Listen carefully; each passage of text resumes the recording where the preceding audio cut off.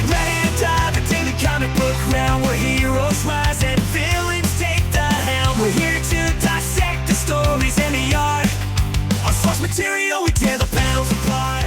Ladies and gentlemen, welcome to the Source Material Comics podcast. We have recently finished a TV party tonight where we did all in 7 months time. We did 7 seasons of Sons of Anarchy. Yep. So we were kind of looking for stuff to talk about tonight and start our new set of podcasts on Source Material. You came up with some Sons of Anarchy comics, right? Yeah, so we're not hurting for topics. I still have an entire shelf of shit I haven't read. And I don't know if you've looked at the schedule, but I have your ass planned. And remember when I was just like, I'm not going to pick your schedule anymore. It's your podcast. Yeah, that's gone for now.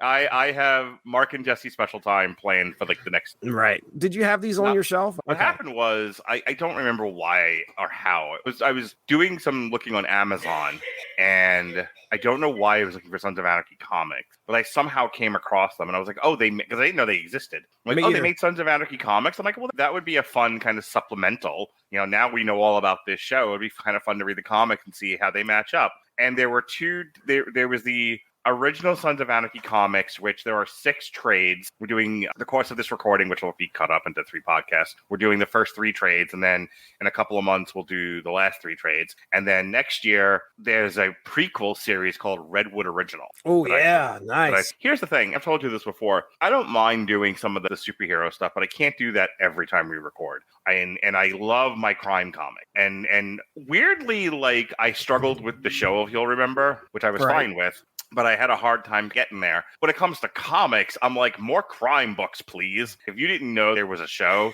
I would have believed you if you said, oh, I just have these crime comics that I really like. This one's about a motorcycle gang. It's called Sons of Anarchy. And I would have totally believed it. Yeah, I wondered how it would come across in the comic. It's interesting to see a television property or movie property carried on throughout the comic book medium. Sometimes you can worry about what's the treatment going to be like. Am I actually going to be transported back to that world that I so enjoyed watching this program on television or this movie? So I'm not totally depressed anymore. As you'll remember, throughout my periods of depression over the past 2 years, to make myself feel better, I would go back and listen to old source material. Oh, yeah. That's why I started with I'm not depressed anymore. So I'm back to doing that again, but more so because I'm in my office alone now doing notes for hours at a time. I run out of stuff to listen to that I don't want to have to focus on it as such because I'm writing at the same time that I'm listening. So I have to think about what it is I'm writing for the most part. But I still like to be reminded of stuff we did. I have forgotten a lot of it. I remember that we did a show, but I don't remember what we said.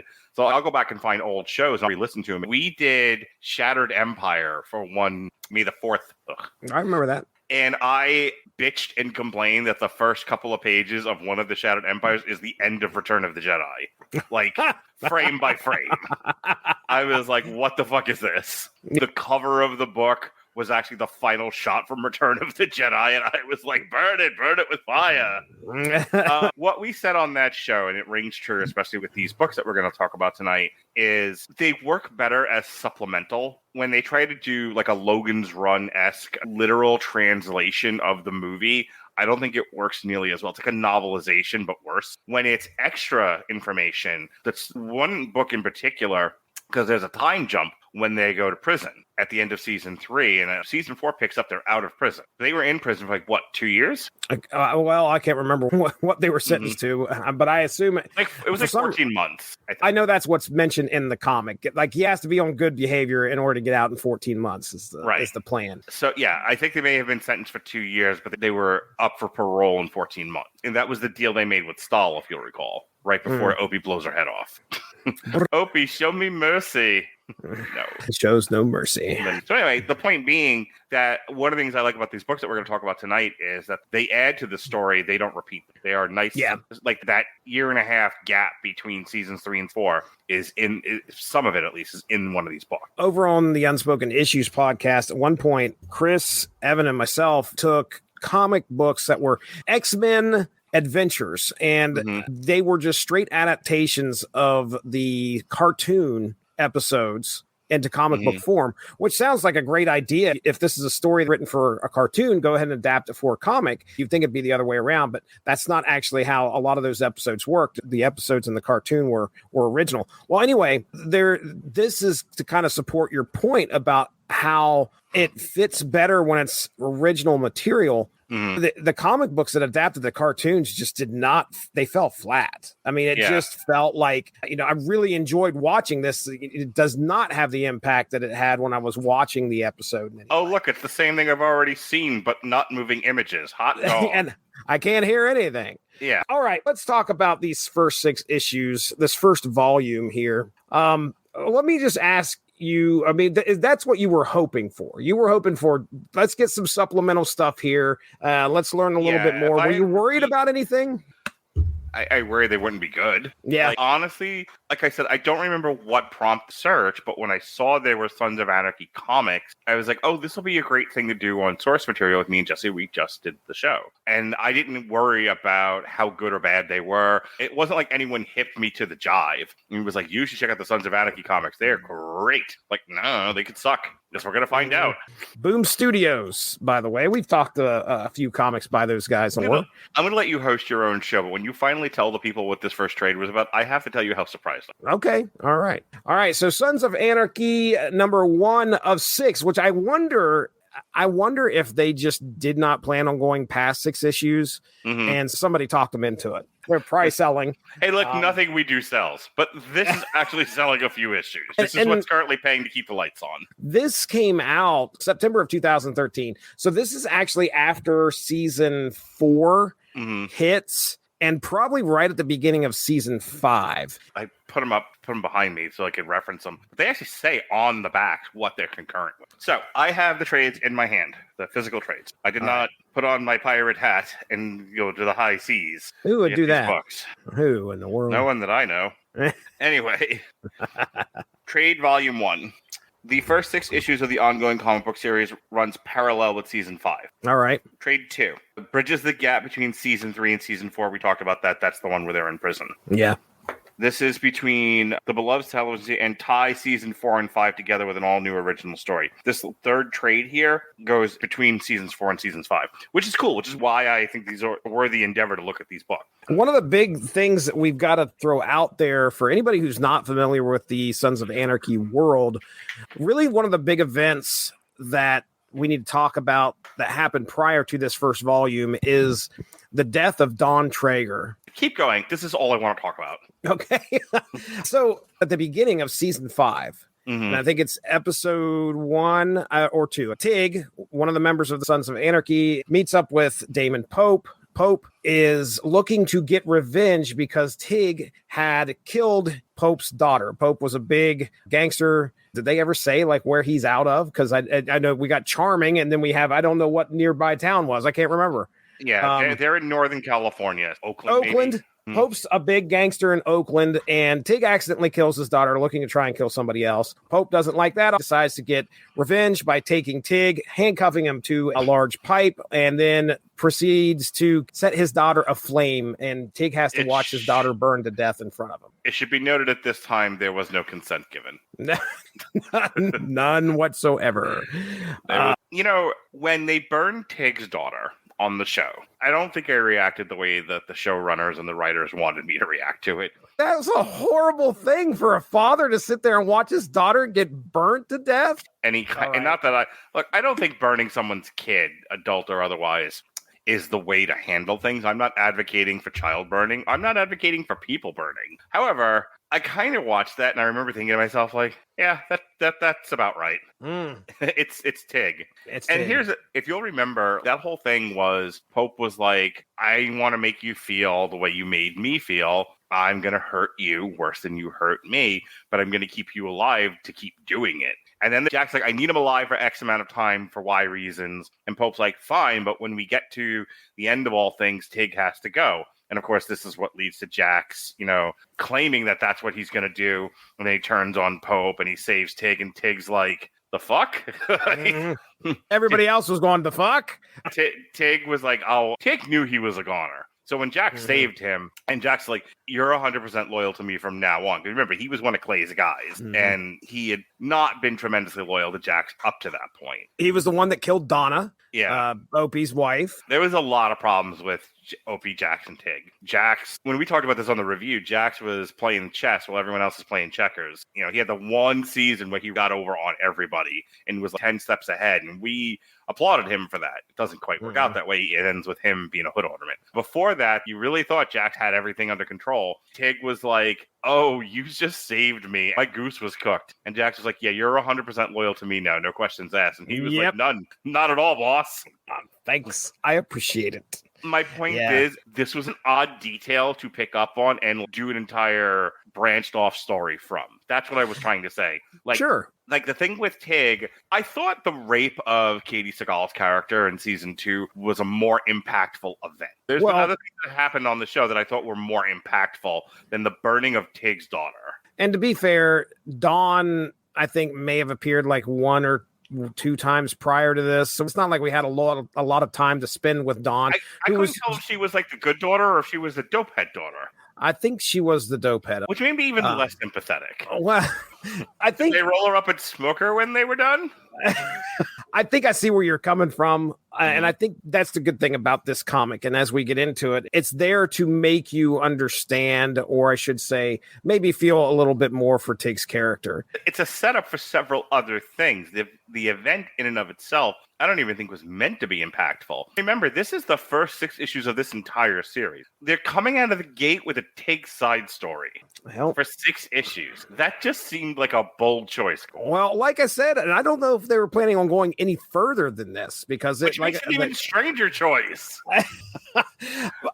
You have to think about who are the writers on this again. Christopher Golden is writing, which I didn't. So Christopher Golden at the offices of Boom Studios, like they bring him in. They're like, "Hey, listen, we want to give you this. We have the Sons of Anarchy IP, the motorcycle show. We want to give you this to do. Don't repeat anything from the show, but you can take details from the show and take your own story. Just keep it in continuity. You can't be like aliens took Jax back to their home planet."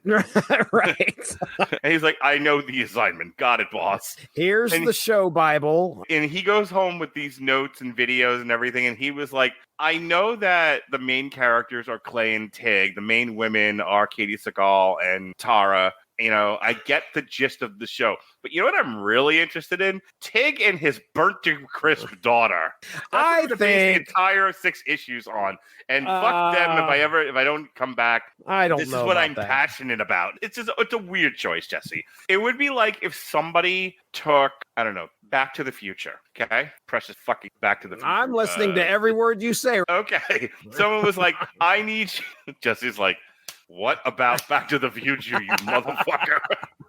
Someone was doing a comic book of Back to the Future and decided to do a 6-issue limited series on just the dog, on just Einstein. You may not have had a chance to read many of the IDW comics, the Back to the Future and not just Einstein, but like Einstein eating, I don't know, eating his dog food for 6 issues. Because he used to pile up from a whole side story of the can dropping the food. It's the 6 issues of the dog going, stop! It's too much food. Like this dog having an existential crisis. Now I kind of want to see this comic. But that's what I'm saying. Like, it was a minor detail in an overall scene. I don't know how many people even remember Tig's daughter got burned. I remember it being like one of the biggest things. As far as top 5 moments of Sons of Anarchy goes, watching Tig suffer while he listens to his daughter scream because she is dying from being, set aflame. That's a big deal to me in defense of what they did here.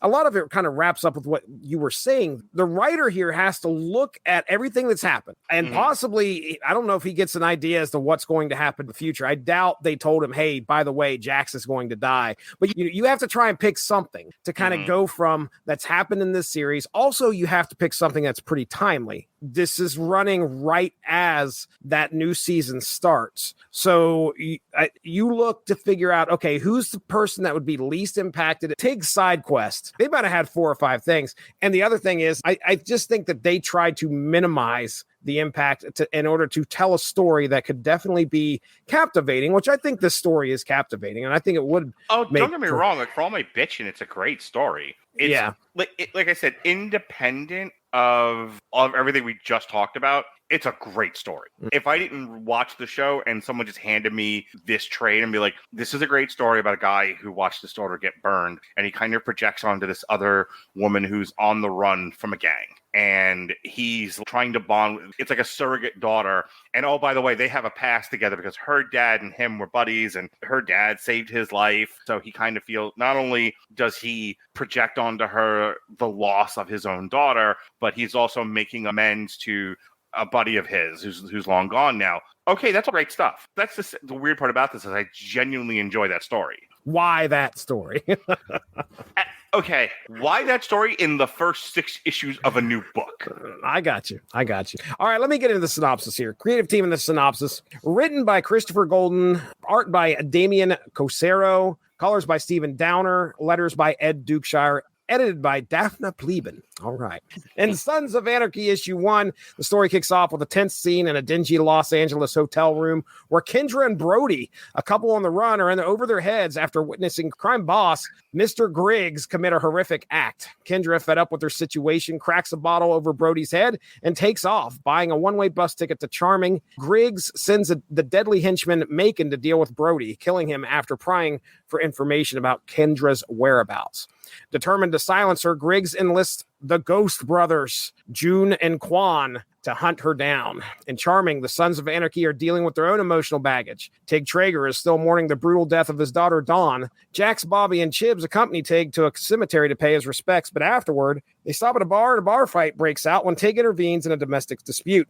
Jax manages to calm things down, reminding Tig to watch his step or they could end up back in jail. At the SAMCRO garage, Gemma is surprised when Kendra shows up asking for Tig's help. She reveals that she's Kozik's daughter, the late SAMCRO member, and that she's in deep trouble after witnessing something terrible involving Griggs. Tig promises to keep her safe and brings the issue to the club, though they need to vote on it before taking any action. Tig recalls his history with Kozik, remembering a 1998 wedding where the Mayans launched a deadly ambush and Kozik saved Tig's life. Meanwhile, Griggs' hunt for Kendra intensifies, with his goons killing one of her friends for information. Kendra reveals to Tig that Griggs is after her because she intervened in a disturbing situation at a film shoot involving children. It's child born, which enraged the crime boss. Kendra's only hope is to escape to Tacoma, where her father's SAMCRO trapped her, which I can't remember which chapter or what this was called, protect her. As tensions rise, Clay Morrow is secretly meeting with the Ghost Brothers, who have tracked Kendra to the clubhouse in Charming.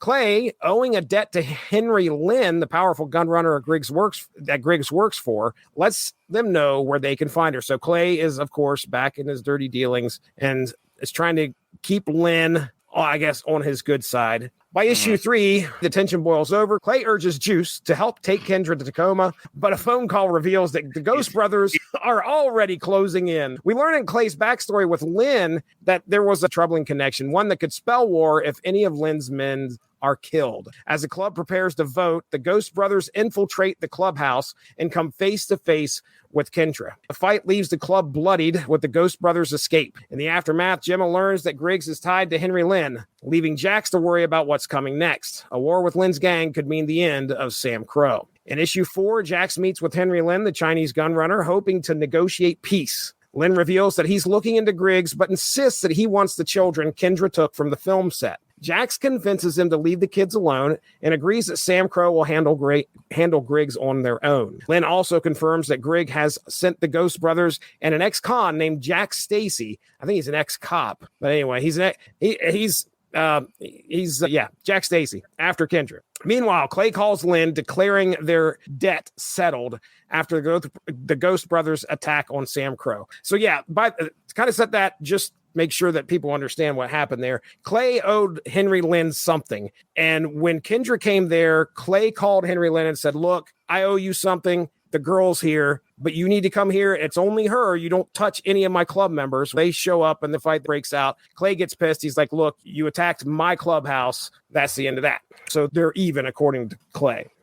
Yes. They're even. On the road, Tig and Kendra share a tense conversation. Kendra accuses SAMCRO of being complicit in bloodshed, and Tig admits that he's helping her partly because of the pain he feels for his own daughter's tragic death. In Tacoma, Kendra's mother, Sandy, learns about her daughter's situation from a club member named Lee. They plan to meet with SAMCRO to bring Kendra home. However, as Tig and Kendra drive toward Tacoma, a cop working for Jack Stacy spots them and tips off their location. Stacy and the Ghost brothers prepare to strike, and a sudden roadblock causes Tig to overcorrect, flipping the van. The ambush is set. In issue 5, Chibs and Happy turn their bikes around to help Tig and Kendra, engaging in a shootout with the Ghost Brothers crew. The fight is chaotic. Tig takes Jack Stacy by surprise, but Kendra reveals that Jack is in love with her. As the gunfight rages, Tig manages to knock one of the Ghost Brothers off his bike, shooting Jun in both legs and running him over and killing him. Tig and Kendra escape on a bike, joining up with Happy and Chibs as they make a desperate run north to Tacoma. With 3 hours left to survive, Chibs updates Jax on the situation. Meanwhile, Gemma suggests hiring a hitman to take out Griggs,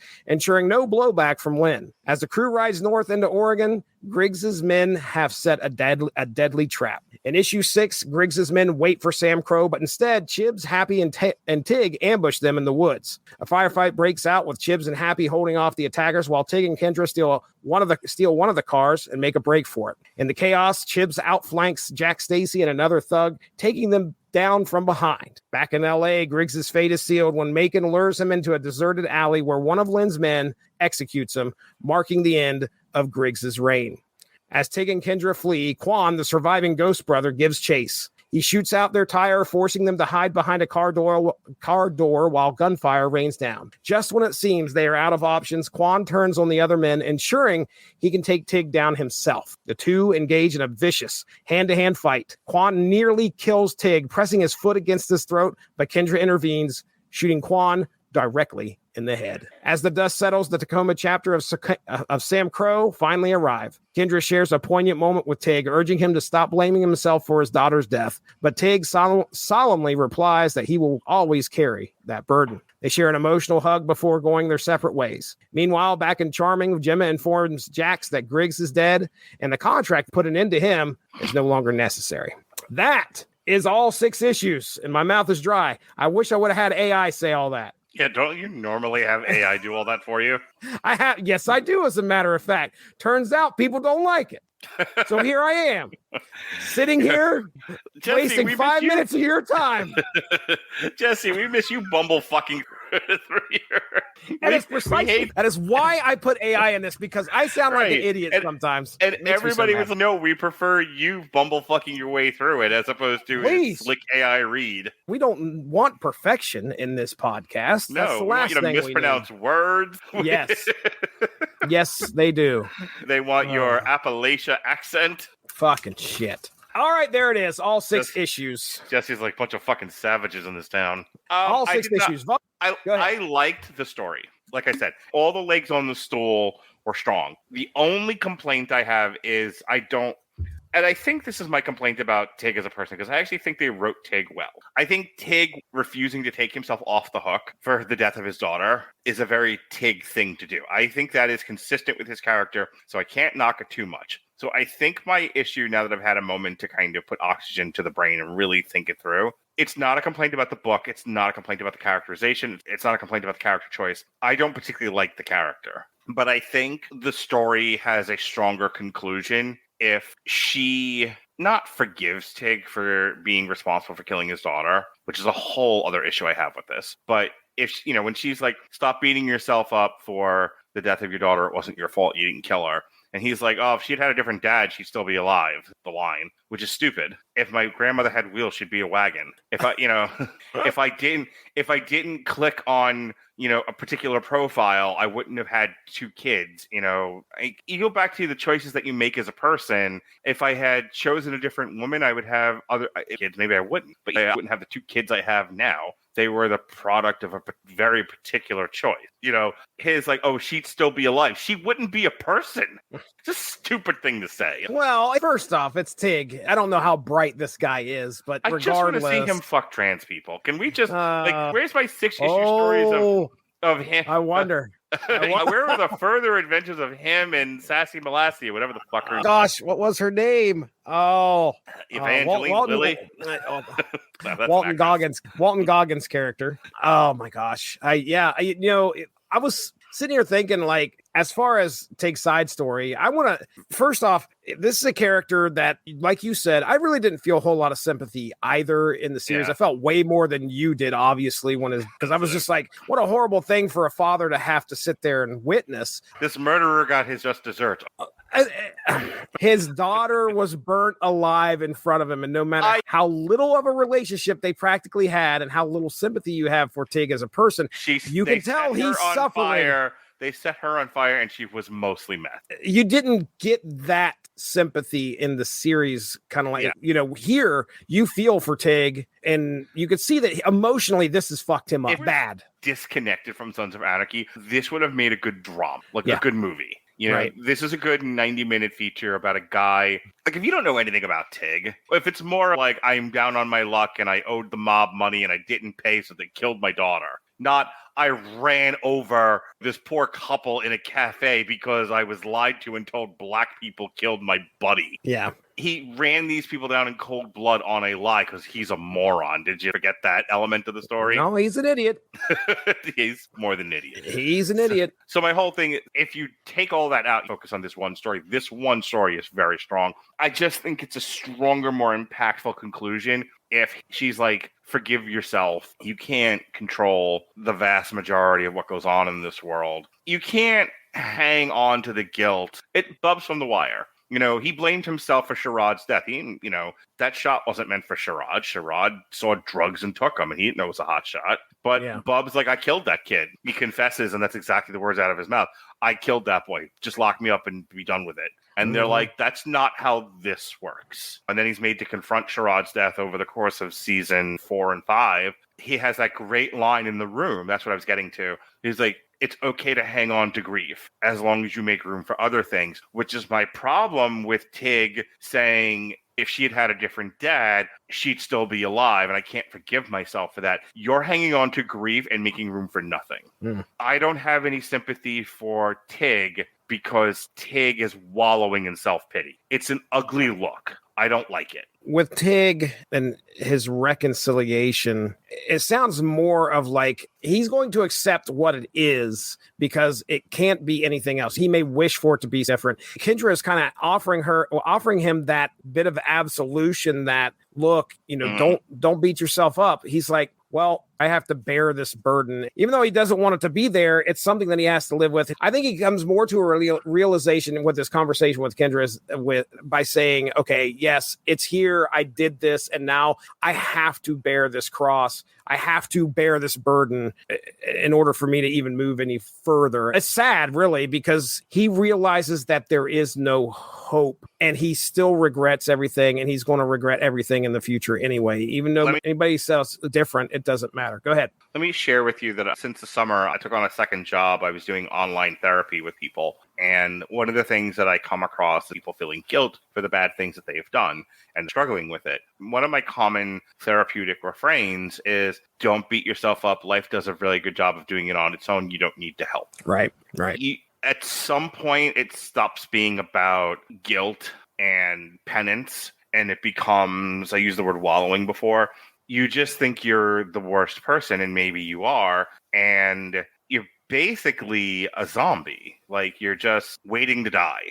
I struggle with that as a person, as a therapist, as a reader of this story. I know Tig is not a hero, but he is your protagonist. And I struggle feeling sorry for Tig when Tig does nothing to help himself. When I push people to say, you got to let yourself off the hook. It's we all make mistakes as human beings. And this is what I tell people. It's not about the mistake. We all make mistakes. We fuck up. I fuck up every day. About wanting to be better. It's about being better. If you're striving to be better tomorrow because today was not so good, you can let yourself off the hook. This is what the whole Catholic confession is all about. You go to confession, and people make fun of it. It's like, you go to confession, the priest absolves you of your sins, you go back out and do more sins. That's not really what it's supposed to be. It's supposed to be, I go to confession to admit that I fucked up somehow. I need forgiveness so that I can be better. It's not supposed to be a car wash where you walk in and the priest washes you in forgiveness and you walk out squeaky clean and then commit more sins. Right. You're supposed to try to be better. I absolve you of your guilt so that you can focus on being a better person and not fuck up again in the same exact way. That's the point of Catholic confession. And that's why I struggle with Tig here, because he's not doing the work. Mm-hmm. As the writer of the comic and as a characterization of this character, we're kind of just being okay with him accepting that he's shitty and then wallowing for it. It almost feels like they want us to feel sorry for him anyway, like, oh, poor baby. No, I'm not going to feel sorry for somebody who refuses to help in my personal life or in the story. It goes back to that series Bible we were talking about earlier, where you can't change one of these characters. Right. And I wonder if that was going through their head, like, well, he has to essentially come out of this the same person as he has before. They could have just left it alone. You know, hey, Tig, don't keep yourself on the hook for the death of your daughter. It wasn't your fault. And he could have just stared back at her quietly and said, okay. And it's ambiguous, and you're left to wonder, what is he doing with this? What is he doing with that now? Right. Not have him do the exact same thing he's been doing and frustrating me as a reader. So my other couple notes on the story, and we can get out of here. I love the Ghost Brothers. I love the whole conflict. I love those guys being introduced, like these two biker ninja guys that are like, I thought it was gay with an E. It was just like, we will get them and we will turn them into ghosts. Okay then. That's racist. Their names are shrimp fried rice and mugu gai pan. Egg roll and soy sauce. Egg foo young and mugu gai pan. Man, and they were a cool element here. You don't get that kind of antagonist in the series. If they hadn't said the ghost line, I wouldn't be fighting you. Okay. We will get them and we will turn them into what are you, like, doing alchemy? We will. As far as Monica Bellucci shows up and she sucks their soul. Oh my goodness. Count me in. I think out of all 3 volumes, this one for me is my favorite. For the story that we get, and the fact that we are focusing on one solitary member of the Sons, the rest of these stories aren't really focused solely on a member. We get a lot of like, okay, this chapter and Sons of Anarchy over here, but this one is the one where they took the time to do a story on one of the Sons, and I thought it fit well. So that's my final thoughts. Anything else left for you before we get into plugs? My favorite part of this book is when Katie Seagal punches the young lady. Punches Kendra? Yeah. I mean, that was right out of the series. I was going to say, you're reading these in their voices and you're not having any problem. That was one of my concerns, was like, okay, this person's not going to be characterized right. And I feel like they all were. There wasn't anything that stood out to me that was bad. She's like, what, do you greet all your guests this way? The ones that break in? Yes. That's absolutely a Gemma thing. Absolutely. This is even worse than the next trade. All right, man. Well, let's go ahead and get into plugs. What do you got going on? All of my stuff is on W2Mnet.com, W2M Network. Unless you're looking for traditional audio, then you can find it all under Rattledge and Broadcasting Network, because we broke up our feed a while ago. Also, I'm at Mark Rattledge on TikTok. There'll be clips of what we talked about tonight. Me mostly yelling at Jesse. I'm at Mark Rattledge on TikTok.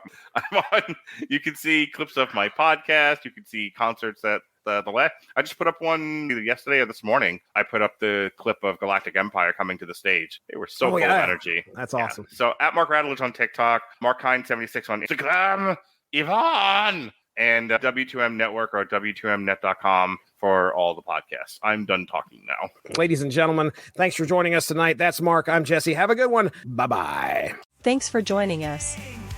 All of this would not be possible without W2Mnet.com, so make sure to seek them out for more podcasts. If you enjoyed what you heard today, please feel free to share, and we look forward to entertaining you again soon.